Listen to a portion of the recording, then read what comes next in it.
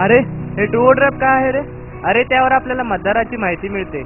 हो, मी पण कालच बघितलं आणि ह्यावेळी तर आपलं पहिल्यांदाच मतदान आहे. तुम्हाला कुणाला माहिती आहे का रे मतदान कसं करायचं असतं? अरे मला माहिती आहे ना. पहिला नगरपालिकेत जायचं, तिथून डावीकडे वळायचं आणि तिथे एक बूथ. अरे काय चाललंय तुमचं? जरा गप्प बसा ना. तू पण पहिल्यांदाच मतदान करतायस, माहित आहे ना तुला? अगं बाबा आहेत ना घरी? हो आहेत ना. आपल्याला मतदान वाया नाहीये जाऊ द्यायचं आणि यावेळी तर 3 मतं द्यायची आहे. अरे पण मतदान कसे करायचे मी सांगतो ना तुम्हाला. हे बघा, हे नगरपालिकेचं मतदान आहे. याकरिता तुम्हाला 3 मतं द्यायची. पण 3 मतं कशासाठी? अरे तुमच्या सोयीसाठी प्रभाग केलेले आहेत. प्रत्येक प्रभागात 2 मतं द्यायचे. आणि तिसरं हे थेट नगराध्यक्ष पदासाठी द्यायचं आहे. पण नगराध्यक्ष पदाची निवड तर नगरसेवकांमधून होते ना? नाही, आता तसं नाही.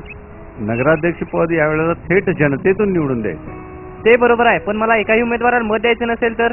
अरे निवडणूक आयोगाने नोटा हे बटन तयार केलेलं. नोटा म्हणजे नन ऑफ द अबव, म्हणजेच यापैकी कोणीही नाही. आणखीन एक 3 रंगाची मतपत्रिका आहेत.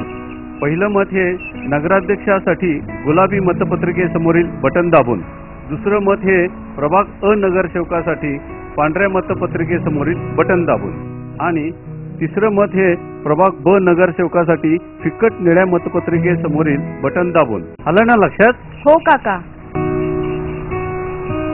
3 मतं देऊन लोकशाही बळकट करूया आणि मतदानाचा अधिकार पूर्ण करूया.